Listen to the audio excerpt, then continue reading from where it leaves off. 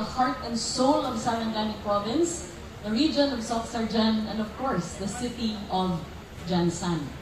Kung sa tuna palanggaan, ilawan na nato kung unsa kaabunda ang Jansan sa grasya gikan sa atong Ginoo o kung unsa pod kadako ang kontribusyon sa Jansan sa atong ekonomiya sa Pilipinas.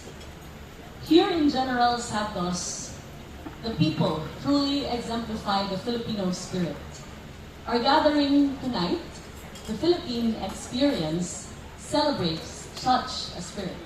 By recognizing the champions and personalities that have come out of your city and of your province, we celebrate Filipinos prevailing in their respective fields. And from this, we draw great inspiration.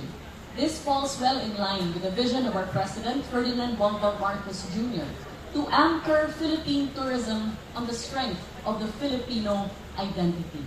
Pamaagi sa paghatag o recognition o belief sa mga kontribusyon sa atong mga giilana ng mga kaigsuunang Pilipino, kita usab makabaton o garbo isip mga Pilipino.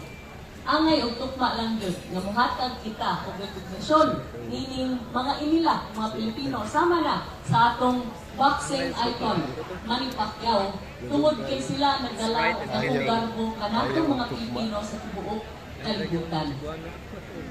The Philippine Experience seeks for our international and local tourists to get to know our destinations, apart from our well-known destinations, as well as our emerging and lesser-known destinations, by way of visiting your sites, your beaches, your mountain ranges, and meeting your indigenous communities and getting to know your local traditions and cultures, and most importantly, getting to taste your food.